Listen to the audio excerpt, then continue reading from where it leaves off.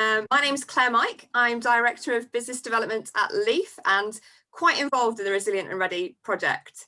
I'm just going to make sure that we've got everybody in here.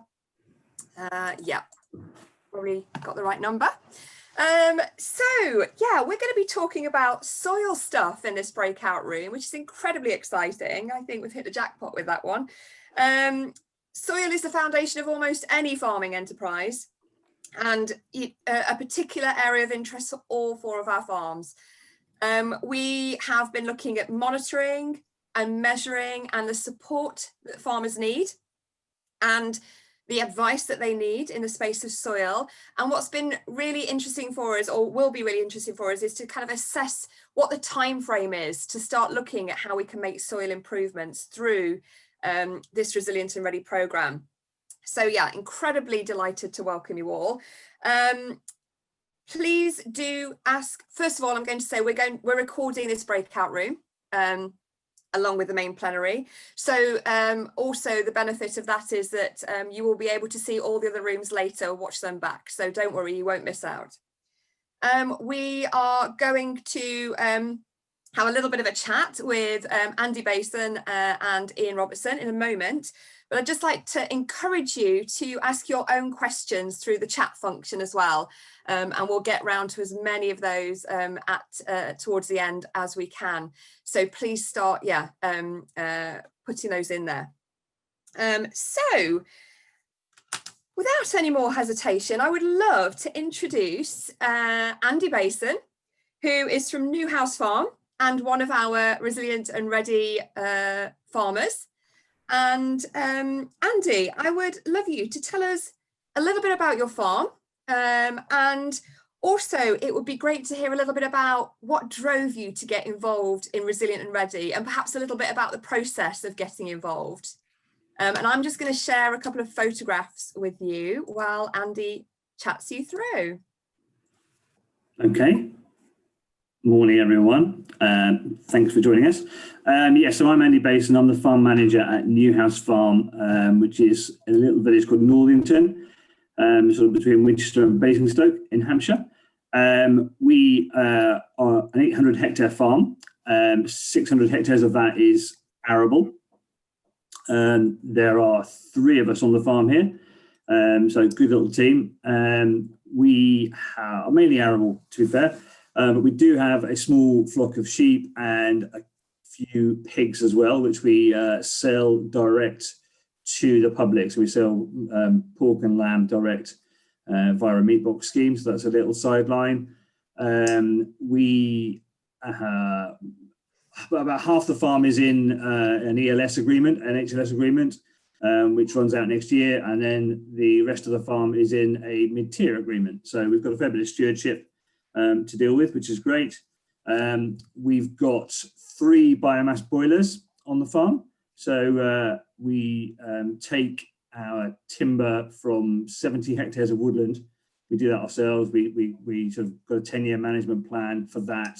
So we take timber from there and then utilize it in the biomass boilers.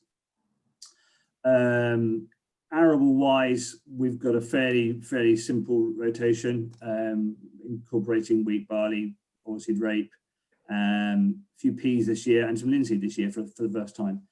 We've been min-till for about 20 years now, non-inversion, no ploughing for 20 years. Sort of various different states of min-till. Where we are now, we are about, I suppose, 60-40 in the favour of min-till and no-till, so moving towards more no-till. We've got cover crops in the rotation. All the spring cropping has cover crops in front of it. What else can I tell you about the farm? All of our grain goes to a central store, so we've got no grain storage on the farm. It all goes into Trinity Grain, which is local to us, so that works quite well. Claire mentioned my reasons for sort of being part of this R&R program. We were a monitor farm an ASDB monitor farm for 3 years, so that enabled us to have lots of people onto the farm and sort of lots of dialogue with other farmers, which actually was a bit daunting to start with, but at the end of it, I really enjoyed it. And when it finished, I missed that sort of interaction with other farmers. So I was quite keen to continue that in some way.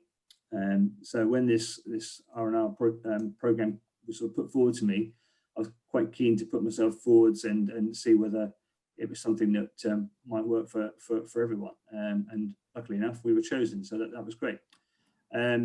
So what I'd like to get out of it is again sort of continue that sort of farmer to farmer interaction, get more people onto the farm, get more people out here. We do school visits, we do Open Farm Sunday, and that's been a real eye opener for me, just to see the sort of thirst for knowledge that's out there, and people want to know what's going on farms. And I think it's really important for us to share that knowledge. So I'm really keen to get people onto the farm, from all walks of life, and just sort of show them what we do, show them how great farming is, and and what we're doing, and don't be frightened about anything that we are doing.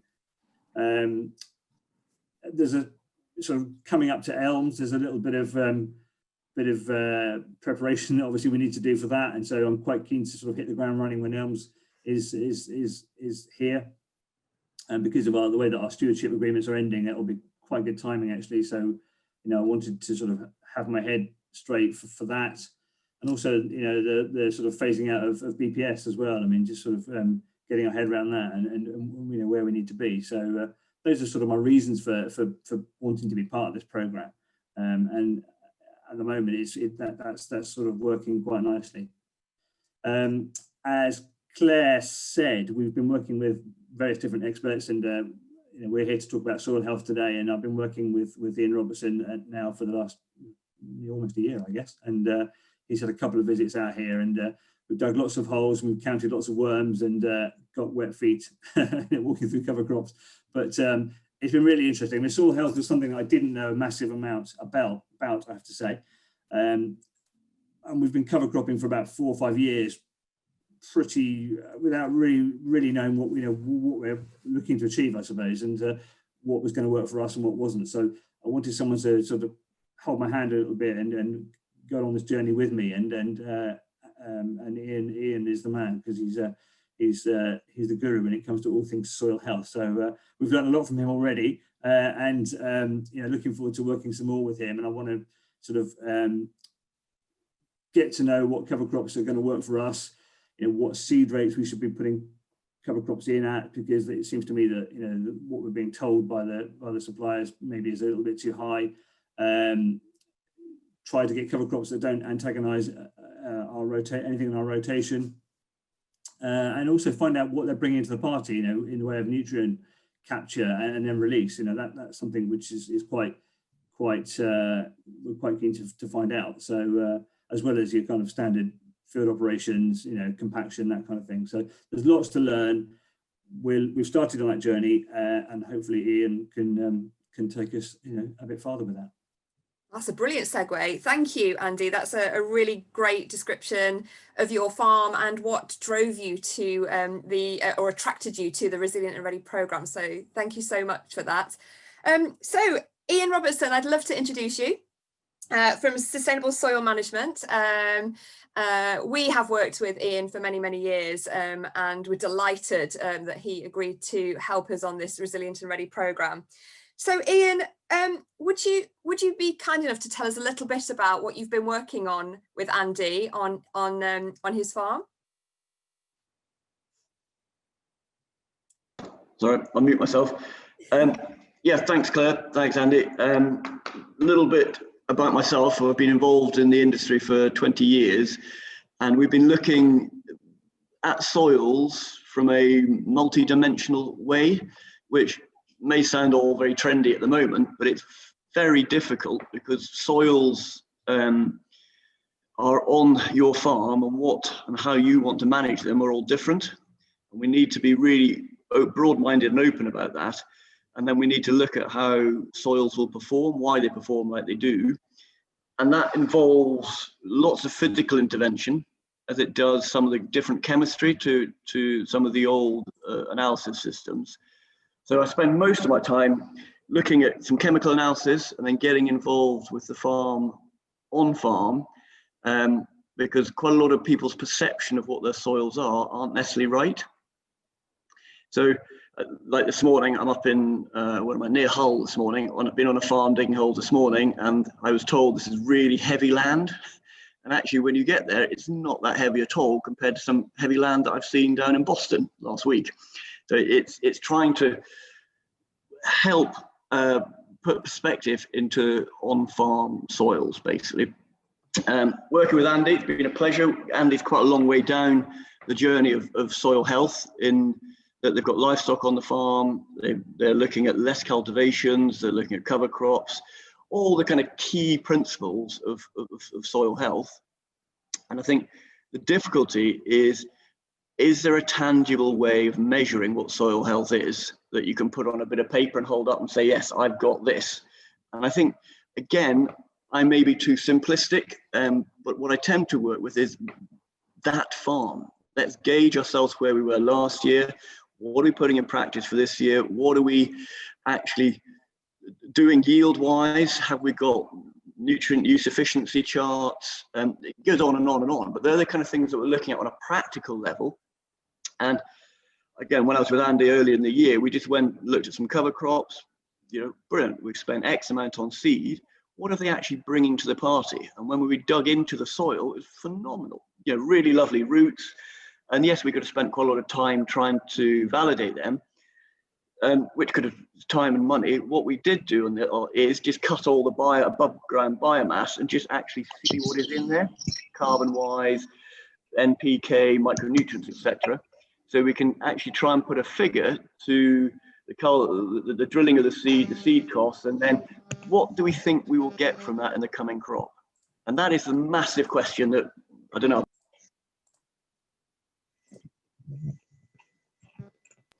Oh, Sorry. I was obviously boring people to death. I got muted. Again, it's an open question out there that we don't know all the answers. And what's exciting is there's a lot of people growing catch cover crops.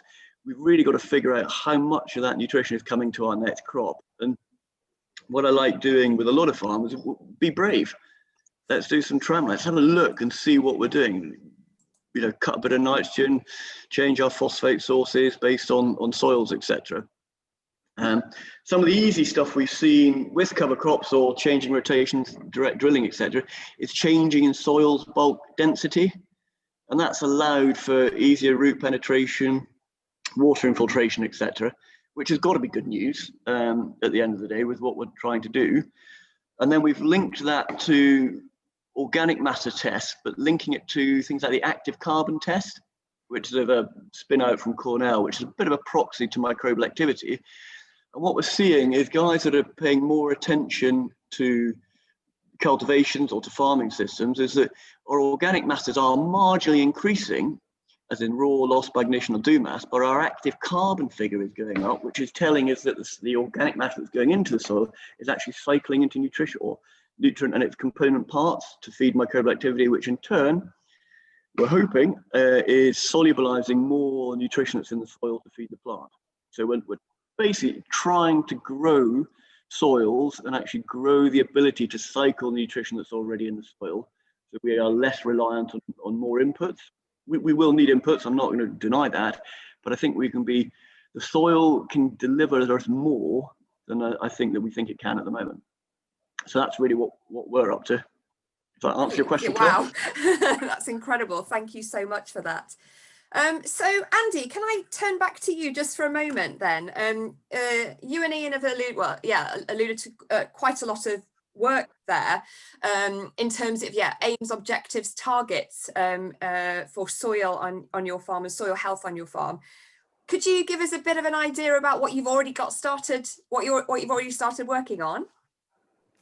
Yeah, sure. So last time Ian was down, we cut some biomass from the cover crop that we had, and Ian took it away and got it analysed for us. And look at the figures here. We've got 107 kilos hectare of nitrogen in that biomass. So, and those are the sort of things I wanted to do, sort of start to put some figures together and see where we are. It's all very well putting cover crops in, and I have to say I was fairly sceptical about the whole cover crop thing when we started, and when it started sort of around us. I was not sure how it's going to work for us. We've got some quite heavy land, and I wasn't sure that having something green and slimy and horrible sort of, in February, March was going to be very inviting when we're trying to drill some spring crops. So, we've had to sort of manage that fairly carefully, and we're now starting to, destroy those cover crops sort of just post-Christmas, I suppose. And so we've got a nice good run up into spring drilling, because I think that's really important. And Ian assures me that they will have done their work by then. So I think we just need to refine our system a little bit, and that's what I'm looking to achieve.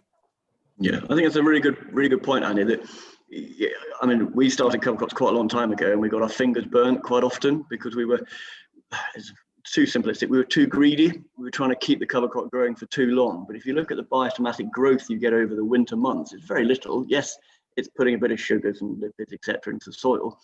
But if you can then destroy that crop so it goes down and still protects the crop with its dead material, you allow the wind to get through it to dry it so you can spring drill. Because 8, 9, 10 years ago, we had these lovely cover crops. We couldn't drill the soil because it was so wet in the spring. So it comes back to individual management of what are we trying to do. If we're drilling a vining pea crop later in the year, yeah, fine. We can leave those cover crops growing over winter. But if we're trying to put springs in, we need to destroy them plenty early enough. And that comes back to what I said earlier, that a lot of people will ask for a blueprint. There really isn't one. And we just need to manage that to make sure that everyone understands that everyone will do different things. Even neighbouring farms will do different things. I'm perched at someone else's office, so I have to be careful. Yeah, fine. They come in to play darts, Ian. Yes, they are. Yeah, I'm in their games room. It's a pretty smart place here. So yes, it's trying to keep our eyes open. And again, I find quite a lot of what I do is going onto farms that are doing some really good stuff, and it's just a bit of encouragement, validation that what we are doing is right. Because farming's, as we know, is a pretty lonely thing out there. And if you do something slightly different, you're perceived to be doing something different. And you just need sometimes a bit of encouragement to say, yes, you are doing the right thing. Keep going, crack on. Oh, that's great advice. Thank you. Andy, just to turn back for one moment, you mentioned at the opening that you were introducing linseed for the first time, trying that out. Is that related to soil health at all, or? Not particularly. I know linseed is a good crop to have in the rotation, I think, because of the way that it roots and everything else, and it's used more and more as a cover crop now as well. But for us, it was about sort of widening our rotation. We're still growing oilseed rape, albeit on a much smaller area now, and so we're trying to get that to sort of 7 or 8 years in the rotation. So it was about introducing some different crops, different rooting, different structure, crops will bring different rooting structures to the rotation, and sort of give a bit of variety, really. That was the main reason. Brilliant. Okay, thank you. So quick question then. You're talking to your neighbour and they turn around and say, right, and what one top takeaway in terms of soil health would you would you advise on from your perspective, Andy, if you're a demonstration farmer or something similar? What would you say right now? What's really gained traction with you in the space of soil health? It's a fairly old sort of thing about soil health, but it's get out there and dig a hole and see what's going on, because until you do that, I didn't think we had any kind of compaction unduly, but when we got out with Ian, we did find some areas that had compaction, albeit quite shallow, but I think it was only when we dug down we could see that. It was really interesting. And I think the other thing is, as Ian's kind of alluded to there, that it's not, you've got to do it. I think Ian was suggesting it was a farm by farm basis, but I think it's more than that. It's field by field, and I think that goes for farming sort of generally, that one size doesn't fit all. So you've got to get out there, get your boots dirty, and see what's going on under your feet. Brilliant, thank you. Ian, I'm going to share a slide that you put together, and using that example of digging a hole, I think there's some different soil types in here. Are you okay for me to bring this up for you to have a quick chat through? Yep. Yeah, I hope. There we are. Okay, right. I just go back to that last question also. Is a lot, and it's very easy for me to say that's not actually farming, but one of the biggest things I'd like to talk about soil health is patience. at the end of the day and farm for the rotation, which again is very easy to say, but it does make a massive difference. If we're putting a soil health organic matter plan in place, it's not a 1-year strategy. It's looking at that longer time to build up levels, enhance things. And I think the picture here, we've got 2 parts of the field, and again it's on its side, but the one that's on the spade is move structured soil, and the one that's fallen apart on the top side is another part of the field that is run sad together. And we were seeing it when Andy and I walked around the field. We were finding these sort of areas that needed managing differently. And then if you couple the slide or the graph next door to it, this was just what Andy mentioned earlier about when we analysed the cover crop that was there. But if you look at it, there was only 20 tons of fresh weight, so it doesn't look very much. And I'm quite harsh with cover crops. I think people grow cover crops and they go down to the pub and brag about, look how big my cover crop was. Well, that's kind of irrelevant because it's about the roots. However, it's much easier and cost effective on a farm basis is to go and weigh that. And you can see there with 20 ton of fresh weight at 18% dry matter, 3.6 tons of dry matter, which had 107 kilos of nitrogen, 37 phosphate, etc., and 90 kilos of potash. Now, it's not made that phosphate or potash, but what it is doing, it's cycling it, it's bringing out of the soil, putting in a plant material that then will, one hopes, be broken down by the microbial activity to then free up the next crop. But the other part is that working on roughly about 46% of your dry matter being carbon, we've got 1.6 tons of carbon that we have materialize over that about 2 months, Andy, 2.5 months of growth. So therefore we are really enabling the plant to push organic matter carbon into the soil, which in turn will feed microbial activity, which kickstarts the whole system. And whatever we can do to improve this or maintain this is brilliant.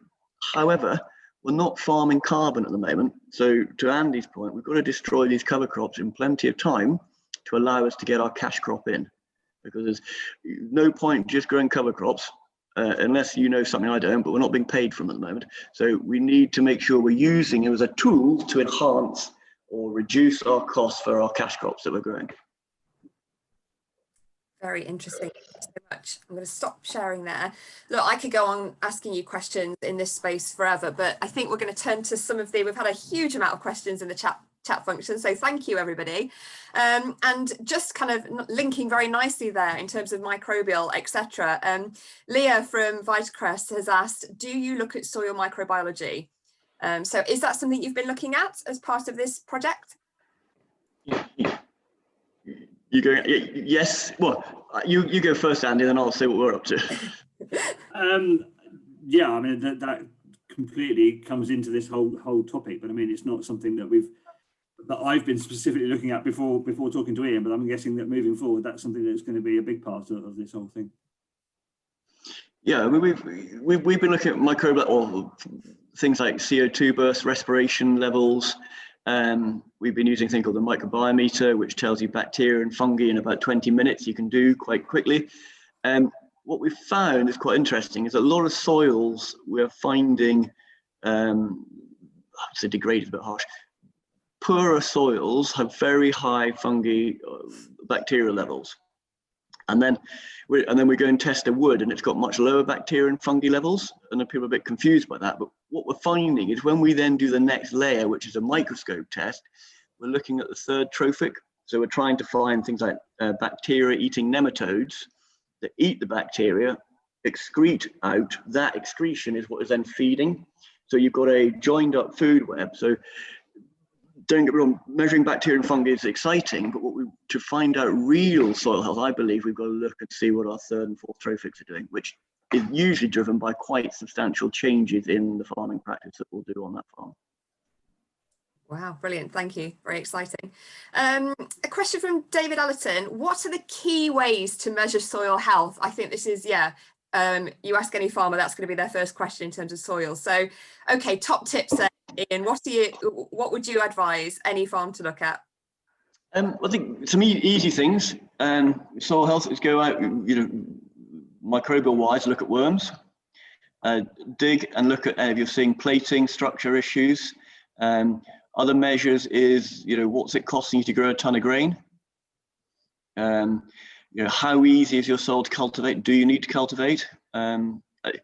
It's a really tricky one. I don't have a sort of pocket answer to that really. It's sit down and what should we look at? And I think ultimately at the end of the day, how do they feel it's working? Because it's their farm. Don't measure a Welsh hill farm against soil health against a double cropping salad crop in Colchester, for argument's sake.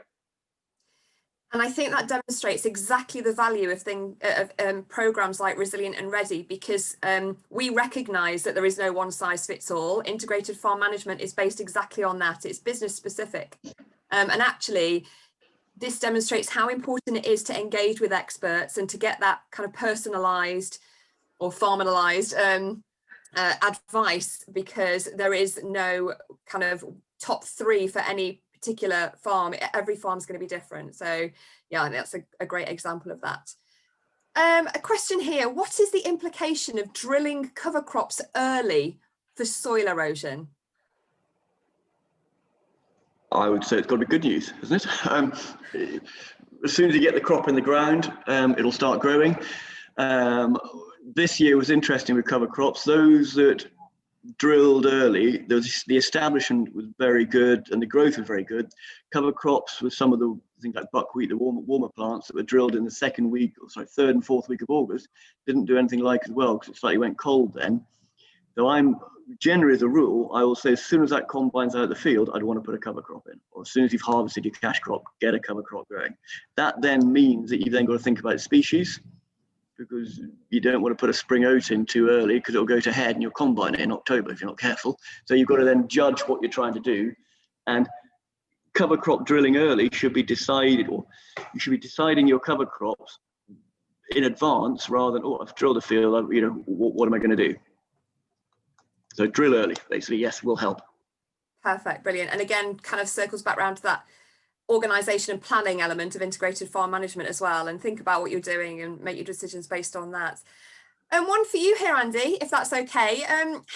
This is from James Loader Simmons. Hi, James. Have you noticed a reduction in your variable costs per fertiliser and chemicals since moving towards focusing on soil health, etc.? As yet, no. I mean, I'm hoping to. I mean, we're at very early stages of kind of pushing on with this whole soil health thing. And like I said, cover cropping we've been doing for about 5 years, but not really knowing what we were doing. So we're still refining the system. So I'm really keen to see some reductions in those variable costs, in those inputs. I mean, we were looking at this the other day, actually, sort of going back from when we started Mint Hill to where we are now, and we have seen a reduction in inputs there, but not necessarily in that small window of when we've been cover cropping as yet. Okay, thank you very much. That's been a popular question, actually, so I think there's quite a few people interested in that. Thank you very much for answering that. Question from Paul Kelly: how good, I think, Ian, this might be for you, how good is gypsum for soil conditioning? Is there any advantage of liquid versus powder gypsum? Yeah, gypsum has its place. It's very good at displacing things like magnesium. Magnesium will not make a soil heavier, as a lot of people say. It'll hold water, it makes soil wetter. So if you've got a magnesium dominated soil and you're going no till, gypsum will aid the structure of that soil. There's a lot of talk about liquid gypsum at the moment, placing it in the rhizosphere when they're planting down in the drill.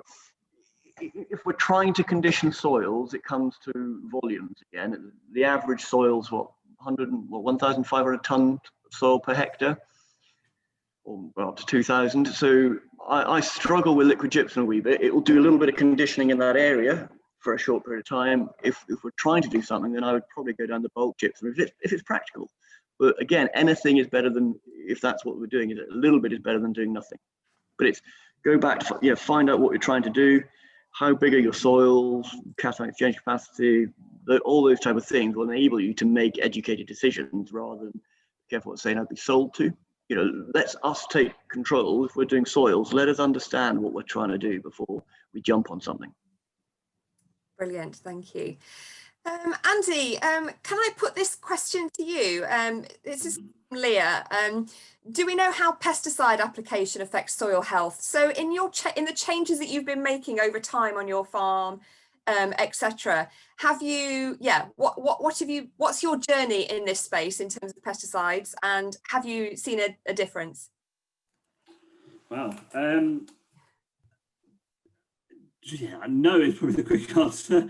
I mean, obviously, it's something, now being part of this whole LEAF program and using the wheel of IFM, it's something we need to be looking at, and we are going to be looking at it. I mean, that's it's important that we do. At the moment, no, I mean, we haven't seen any sort of any benefits, but there will be some. I'm sure Ian can maybe highlight some of those benefits. But yeah, I was going to put that. Yeah, Ian, what should we be seeing? What would you expect to see? Anything? Sorry, in what respect? In terms of if you're reducing pesticide application, for example, would you expect to see a marked difference in your soil health? Over time, I'm sure we would. To be honest, I'll leave it at that. I think over time, I'd expect to, because again, it's not one thing. That I think that's, you go to a lot of places. All I want to do is cut my fungicide. Really? Well, aren't we talking about a much bigger picture than that, rather than just focusing on that one area? And I think we've got to be really careful. We've grown up in a linear farming system. We've got to break that. Farming biology is not linear. We've got to go wide. And yes, your simple measure of success is reducing fungicide. Well, you've done an awful lot more round about it than simply not put your fungicide on. And fungicide's a phenomenal return on investment. So I'm not here saying do that at this moment in time. You've got to do quite a lot before you get into that system. Sure, brilliant. Okay, that's great. Sorry, Claire. Something we're at the early stages of at the moment is we're setting aside a field for agroforestry, and so we're looking at planting some trees in amongst a 10-hectare field there, and sort of monitoring that going forwards, and sort of looking at all these different things, how it affects the biodiversity, beneficial insects, soil health. So we've literally marked out the field, so no farther forward than that. But that's an exciting thing for us going forward, to sort of monitor this field, look at inputs, maybe definitely reduce inputs, and see where it takes us. Oh, that's tremendously exciting. Yeah, brilliant. And it'll be great to, within our, if we're still sitting here, Andy, in 10 years time talking about Resilient Already, it'll be great to hear about how that's established, and the biodiversity above and below ground that you've managed to achieve through that. That's brilliant. Andy, Ian, quick one for you. I know I'm conscious we're running out of time. What is the best way to get advice and a simple health assessment? Is it to reach out to an expert, or is there other steps before that you could take? If somebody wanted to start on that journey. Well, from my experience, we've been involved in an awful lot working with large farm businesses, small farm businesses. And I spent a lot of time going there and actually helping train everyone from the harvest managers, the tractor drivers, all the way up to the MDs of the companies. And it's amazing what you can give by just being on farm for a day, digging holes, going through it. Yes, part of the team will be interested in soil chemistry. Well, that's for that part of the team. So simple answer is reach out to an expert. They will be able to help.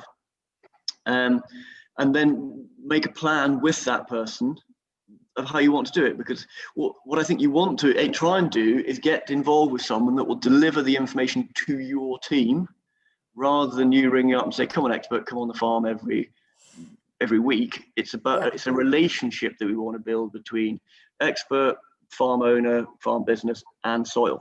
And that's where we'll see a lot of growing. And agronomists are involved in it. There's various methods we can use. So great. It's that engagement piece then. Brilliant. Perfect. We're about to go back into the main plenary. So thank you all for your questions. Really brilliant questions. I hope you've enjoyed that. Like I say, we can hear the others in the recordings afterwards. Thank you.